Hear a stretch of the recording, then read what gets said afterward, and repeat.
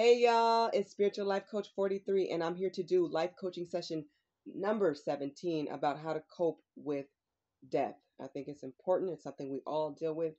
If you're new to my channel, welcome and blessings. Come on in. If you are one of my returning viewers, watchers, or subscribers, you're always welcome. Thank you so much for coming back, and I appreciate each and every one of you. Come on in. I'm sending so much love and light and blessings. So, if you don't know, I am a tarot card reader and life coach. So for those who don't fully understand, let me break it down a little bit. When I do tarot card readings, I'm using tarot and oracle cards and my intuitive gifts. I'm clairvoyant, clairaudient, clairsentient, and any of my intuitive gifts I include, okay? As a life coach, if you were to call me for a life coaching session, yes, I can teach you how to be a life coach, but that is not the main thing that I do. The main thing is you may come to me with a question about love or finances, about college, and I'm going to give you advice based on your question or whatever your scenario is, whatever your story, whatever you're going through. I will give you my personal advice and spiritual advice based on everything that I've learned and gone through. I do have 3 degrees. Um, I finished my master's with a 4.0. I'm very educated, but I'm also very well rounded. I'm spiritually educated as well, meaning I'm ordained by God to do what I'm doing as a life coach and tarot card reader. So I do both. And as a life coach, if you were to call me for a life coaching session, I'm very conversational as a tarot card reader and life coach. But in my life coaching sessions, you guys will get resources. I may refer you to watch a certain movie, or I may send you a video of mine or a clip or something like that. I may refer you to read a certain book, or I may give you my own affirmations. I have life coaching things that I create and resources that I create for tarot. I have both. But this is a life coaching session, and if you have any questions, please read the description box below, because my email's there and I'm always open and willing to get back to you guys and answer any questions or comments that you guys have. You guys leave the best comments and I appreciate you so much. If you're interested in a life coaching session or reading, yes, I am available. Just read the description box. Once again, if you have any questions about that, or please just let me know. Do not hesitate, okay? I do have Cash App and PayPal, so if you're interested in being generous and giving a donation, know that I will pour that into myself, meaning I will pour that back into you. So it will be money well spent. I guarantee you that. And I'm very wise, and I make really good decisions. So overall, please know that I'm on the right track. God said so, and that's not to gloat. It's to let people know that what I'm doing in life is walking my path and purpose based on everything God has taught me and showed me and everything that I've been through. Life really is about learning lessons and getting it right with God is the most important thing we'll ever do. Okay? So if you're interested in being generous, awesome. And if you don't know, I posted a tarot card video for the collective. So if you're interested in watching that, please do. It's the first time I actually used reversals, and there's a new deck that's being used. So it is up if you want to see that. Today is January 22nd, 2021. I hope you guys are having a blessed New Year's, and let's get started. So what happened was, months ago, I wrote basically how to cope with death. I wrote a blog because I work for another site that I do readings for, and I also blog for them as well. And I wrote the blog for them, but I never posted it for them. I kept it for some reason. I never completed it to what it would be for them. I kept it for myself, and I've been sitting on it for months and months. But for some reason, I felt like I still may use it for them, but I know that this is what I'm supposed to do right now, today. I'm supposed to give you guys this blog post. Well, this life coaching session based on my own cards that I made that I'm going to use, and then my blog post information. So I will be referring to my notes, but I know I'm supposed to give you this message about how to cope with death. So we are going to begin now. Okay? So this is life coaching session number 17, like I said, how to cope with death. And this is how to cope with death in a positive way. Okay? We all go through it. We all lose a loved one, a family, a friend, a pet, and it's hurtful. No matter how you slice it, it's hurtful. And when we miss someone, we feel it. Okay? And it doesn't matter how old you get, a loss is a loss. And as the holidays approach, we all think about our family, our friends, our loved ones, and when there's a missing seat or person at that table, we feel it, we remember it. Okay? And just know that somebody was granted wings and they took flight to heaven. And you may ask yourself a million questions about somebody's departure. There may be unspoken words and thoughts that linger, but just know it is a positive and right way to cope with this type of pain, because this pain is real, it's super deep, it's super heavy, it's extreme. Okay? And sometimes we know someone's passing, sometimes it's a complete shock. Okay? No matter how you slice it, death is real, it's exceedingly painful, and it's something we all experienced or will or know someone who has. Death is not something that we just get over. It's something that we have to learn to live with. And I think that's what a lot of people haven't learned. Some things you just don't get over. You have to learn to live with it, but you can live with it in a positive, peaceful way. Okay? Numbing won't help. It will only prolong the healing process. Don't turn to drugs. Don't turn to alcohol. Don't turn to overeating. Don't turn to anything negative. Nothing nonsensical. Stay away from that. That's the wrong energy. We all belong to God and we're on His clock. When it's our time, that's the perfect time. How we go, honestly, some of us know, some of us don't. And how we exit this world, some of it is, we've seen a lot. We've seen the news, right? So we know some things are super scary to see. But know that God got you. Don't always think that this person suffered, and suffered and suffered. Okay, God knows when to take that person, and the body may be experiencing whatever's happening, but the soul goes on. So God is protecting that soul. Okay, and His angels. He sends His angels. So that body may be taking certain hits, or God forbid a car crash, or God forbid whatever's happening to that physical body. But you leave that body. The body stays here. Okay, we go back to dust, but our soul goes to the universe. It goes to heaven. It goes to God. It goes to spirit. Okay, our spirit goes on. So God picked our time, and that's just what it is. Um, and when it's our time, it's our time. And although death can be very sad, it's also a very beautiful experience because it's elevating. It's a transition. And what I want people to understand is only God can save people. Yes, the Lord does send helpers, doctors, nurses, medical surgeons, professionals, neighbors, standby, complete strangers, whoever can be sent to assist in trying to save a life, but only God can save a life. The best doctors, the best health, the best diet, safety devices, safety procedures, the best medicines and medications cannot save a soul or a life if it is in fact their time to go to God. If it's your time to ascend, it's your time. But yes, it is important to take care of your body, to groom, to eat healthy, to exercise, and go to the doctor regularly and do all the things that we know we're supposed to do. That's always going to be important to make positive and healthy choices and implement safety practices. But it's still, when it's your time, nothing has to be wrong with you. Okay? Nothing has to be wrong with us to go home. We all are on the clock and it's ticking every second we live and breathe. The best thing to do is let yourself go through this process in a positive way, which is why my first card for how to cope with death is to surrender to what is. Recognize that this is what it is. Allow yourself to let your emotions flow. Let yourself grieve, go through it. That's the only way to get through it. And when you go through it the right way, it is more healing and peaceful. Okay? There will be a lot of tears. God gave us tear ducts so that we can cry. Crying does not make you weak. It is okay to cry. You should cry. Okay? Yes, you're going to feel extremely sad and emotional. You may have questions about what happened. Sometimes you may not even get closure. You may have to give it to yourself or get it from God. But it's important to know this. Your loved one or person or family, friend or pet went to God. They went back to the Lord. Okay?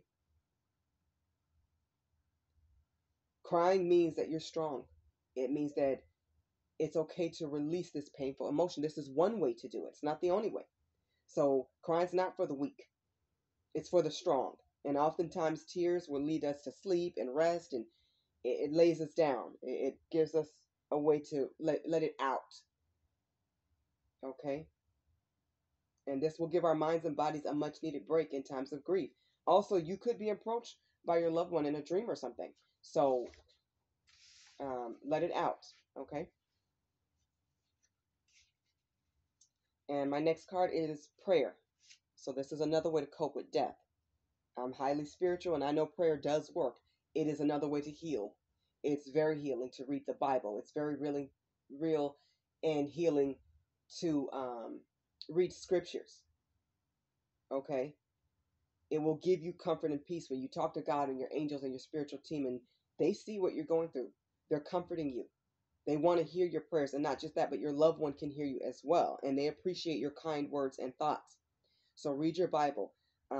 Get closer to God. This is a good time to do it. It's always a good time, but this is another reason to get closer to God in spirit. And you will dream and vision, and they may even visit you. Spirit may visit you. God may talk to you. The person that passed, you may see them. You may picture yourself in a vision or dream and see them as the age that they are, or as the age that they used to be, or something like that. But it does give you comfort. So prayer is peaceful. And this is your time with God and Jesus, your spirit guides, your family, your ancestors. My favorite quote in the Bible is, "The Lord is near the brokenhearted and save those who are crushed in spirit." That's from Psalms chapter 38, verse 18. They know that we miss them, okay? Your family and friends know that you miss them and that you're grieving. You miss their physical presence. They know the pain you're in. Okay, just remember this. They're surrounded by people that love them at all times, and they're only one thought away. They hear you. So in your prayer, say what's on your mind and your heart, because they can hear you, and sometimes they may give you a verbal or direct answer, or even an indirect answer. They may show you something. Some may even apologize for how they lived, or you may see a sign or something, and I'll get into that as we continue. Okay, so prayer is powerful. Use it. Would help me, and I've lost someone before, 15 years ago, I lost one of the people that was closest to me. So what helped me are the things I'm teaching you now. But I remember this. This one stood out to me. This is number 3. Read the pamphlets provided by the service. I remember being at the funeral home and picking up the pamphlet, and a lot of times people don't even open them up. They leave them in the church, or they leave them at, wherever the service is being held. Just know this. Those pamphlets actually help. When you are healing and grieving, anything that you do that's positive is going to make you feel better. And they provide excellent info, okay, and a layout for how you can cope during this extremely difficult time. It's a very painful time. You need every positive thing there is. This is why people bring food. Nobody wants to eat at a time when they just had a great loss. But if people don't bring food, a lot of us won't eat. And even if people do bring the food and you still can't eat, you are comforted with, this person brought this. It brings comfort to know that all these people cared. If you go in your kitchen and maybe you were in bed crying and you didn't come out to see anybody, maybe when everybody left and you had your time to yourself, you were able to see all the flowers and the food and the cards, and you realize how many people care and how many people are with you and are encouraging you. They're loving you. They're sending their support and their condolences. That is a really good thought, to know all this food is here. I need to at least try to push myself to eat something. Okay. Number 4, learn from their legacy. This is another way to cope with death. Learn from how your person lived, your family, your friend, your loved one. Evaluate what they did well. Remember that. Think about how they lived. And you can emulate the positive things that they did. And you can also learn not only by what they did well, but also by what they could have done better, so that you can be better. We can learn from people's mistakes and their triumphs. Okay? Number 5, You can cope with death by recognizing signs. Okay? So you may smell a scent of theirs, their fragrance. You may spray their favorite perfume or fragrance or cologne on you or on something to keep their smell in the air. You may go smell their pillow or their hairbrush or something like that. You may find yourself like always finding pennies or feathers or something. You may even run into their clothes or memorabilia of theirs, something that was their favorite or something like that. Maybe if they played basketball and you went to just maybe you played with their basketball from time to time, or you like to touch it, or you like you play the lottery and you play their favorite numbers or something like that, or you may see a lot of numbers and synchronicities. Look them up, Google them, and you may see something that repeats, or you may find things that you're being led to, even when you're not looking for for things. So this is spirit way, their spirit letting you know that they're happy and they're watching over you and they see you and they're still with you. Okay, this is them letting you know that they're still here with you, especially when you think of them or pray for them or you recall a memory of theirs, even in your silent private time. Okay. Also, this is one of my favorites of how to cope is to laugh. Think about, we just lost Kobe Bryant last year, right? And a lot of other people. May all their souls rest in peace. May their families have peace and love and light and also laughter. When Michael Jordan did the eulogy for Kobe Bryant, he made everybody laugh when he talked about the meme. Even though he was in tears and he was a mess, that's all of us. But when somebody remembers something that makes you laugh, it's such a great feeling. Do not feel guilty about laughing about a good memory, a funny memory, something they did silly, something that got on your nerves that you can laugh about now. Let yourself laugh. Laughter really does help. It is very curing to me. And it's okay, even in grief. Reminisce about funny times and good times. Keep laughing. They want you to laugh. Okay? They do. Number 7, they also want you to push yourself and keep going. Never give up. Get up. Even when it's hard, you are going to have to push yourself to get out of bed some days. You are going to have to do things to keep yourself going. I remember when I lost my loved one nearly 15 years ago. Thank God I pushed myself to get up. I think about the little ones. If you have a child, get up and make that child some breakfast. Get up and take that child to school, or your nieces or nephews. And if you don't have kids, get up for you. Even if it's today, I got up and put my clothes on, and even if they were raggedy, I still got up. Even if it's I got up to cook for myself, but I couldn't even take a bite. That's okay. Eventually, you will take a bite, and then you'll take two, and then you'll laugh again, and then you'll cry again, and then you'll get up. You will get stronger day by day, week by week. Keep going no matter what. You have dreams and goals and your own path and purpose to live and serve for God. You need to keep going. Your loved one would want you to keep going. They do not want you to give up. That's not an option. Don't even let it be considered as an option. They want you to keep moving forward. So do not give up.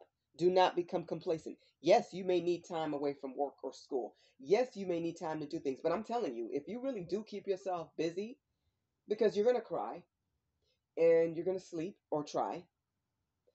But I'll tell you this, there's going to be times when you don't know what to do with yourself. That's when you go do your dishes. That's when you go push yourself to get some work done. If you're taking college, maybe you need to step away from college and do online school. Keep yourself busy doing something. Maybe declutter the house. Maybe paint the house. Do positive things for yourself. Maybe change your wardrobe at this time. Or get rid of old stuff that you know you don't need, just clutter and junk. Do positive things for you. Maybe the house needs to be fixed and you need to fix the sink and you need to have some work done. Get that stuff done. When you do positive things, that energy will float in the air and it will inspire you to keep going and keep doing things. Okay? All right. Number 8.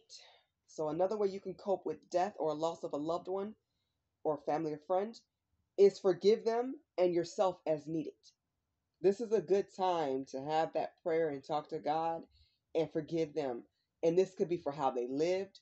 Maybe forgive them from not, maybe if they didn't talk to you for years, or you guys didn't have the connection or chemistry or relationship you feel like you should have had, or forgive them for not telling you what happened to them. Maybe they knew they were sick and didn't tell you, or maybe they didn't call you enough, or you didn't call them enough.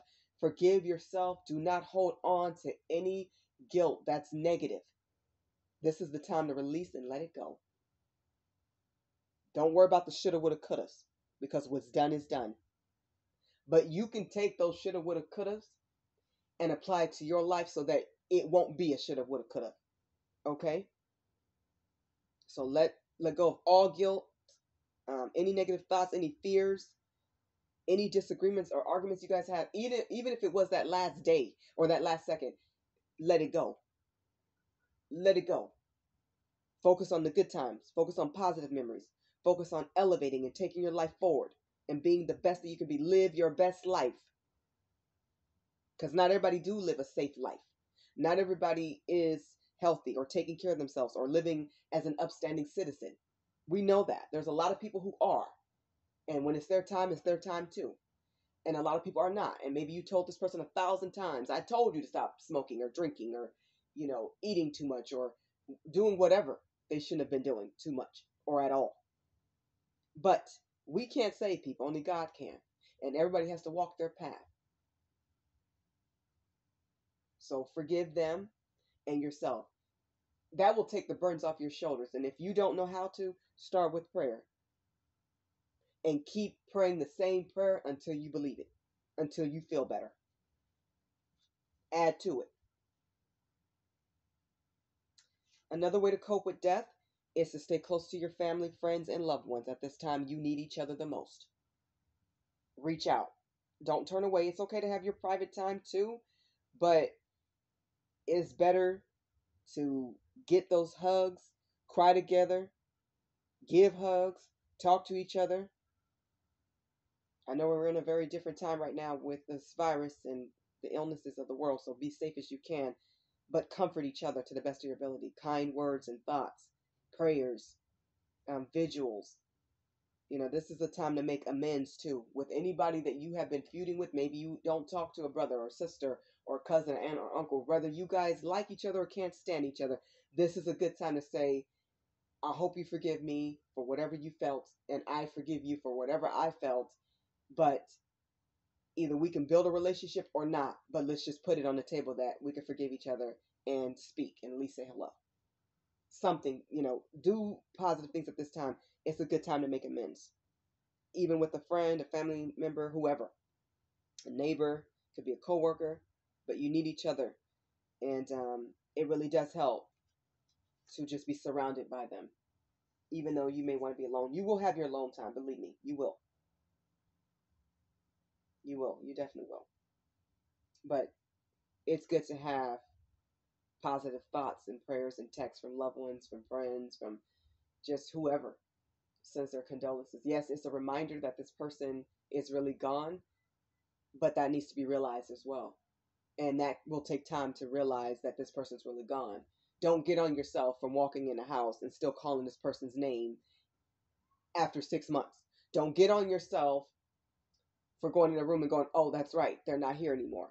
And it's another realization that they're really gone. They really went to heaven. They went to God. Do not get on yourself. But it could be a trigger to make you cry. And it's also going to trigger a lot of emotions in you. But you have to remember. It takes time, especially if you've known somebody for a long, long time. It takes time to really come to that realization and recognize that they really did pass on. Because let me tell you something. I've lost people and they can be gone nearly 15 years or more. It doesn't feel like they're gone. Not truly gone. And I think the more spiritual you become and the closer you get to God, you will understand that death really is a transition, it's a transformation, and that they're not fully gone. They're just away. And you will see them again, God willing, in your time. And a lot of you will see them even here on earth. You'll see them spiritually in your dreams and your visions. Okay? So you'll know that they're not really gone, and you'll feel it. It's not a lie that you're telling yourself. No, it's the truth. Because I do see people who have passed on. They're at peace. They have a new body. They look just like them, but healthy, happy. And I've asked them, certain questions, and they did answer. So you will have your time with them, to even hug them, to see them, to spend time with them, to do things with them. They'll help you. They'll assist you. They'll comfort you. So the closer you get to God in spirit, the more you'll be able to do spiritually, even while you're on this side. So just I always tell people, stay close to God at all times. It's the best way to live. To me, it's the only way to live, and the best way.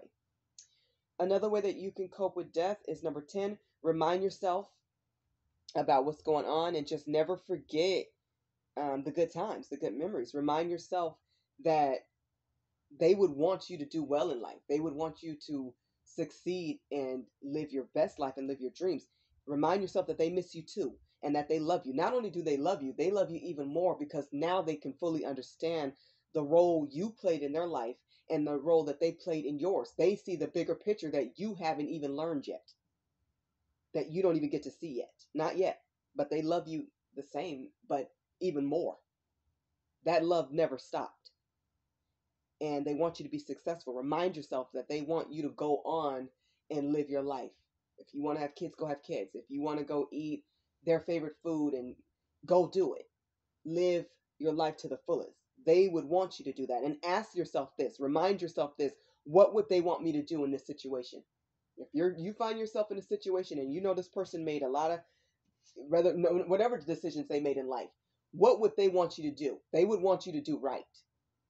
So when you say, I'm going to give up, or I don't want to do this, and I don't want to go to work, I don't want to do this, ask yourself, what would they tell me to do? What would they want me to do right now? You'll get your answer. You'll get your answer. Even if they were living wrong, I guarantee you they would want you to do something positive and righteous. They would want you to get up and keep going and take care of yourself. They would want you to keep living, to keep loving, and to love even harder, to love yourself even better, to keep growing and get smarter, and to elevate and educate yourself. They want you to keep going and persevere. They want you to have an outstanding life, not just good or great. Have the best life that you can have. Be the best person that you could be. That's what they would want. They don't want you to stop. They want you to keep going. Okay, so the last and final way that you can celebrate and I'm sorry, I'm saying the wrong, I'm jumping ahead. The last and final way that you can cope with death is to celebrate. That's what I meant to say. By commemorating them. Okay? And of course, these are just my tips. There's hundreds and thousands of others. But I'm hoping that these help somebody. But commemorate them, celebrate their life. And one of the ways you celebrate their life is by living the best life that you can live. Yes, we can do t-shirts and balloons and wear their favorite colors. On their birthday, you can toast to them, or you guys can have a party in memory of them. You can dedicate a song or a book to them. But the main thing that they want you to do to commemorate them is be inspired to keep living your best life, to achieve your dreams. Start a business, get a degree, start a program, enter a program. If you know you need help, go get the help that you need so you don't end up the same way.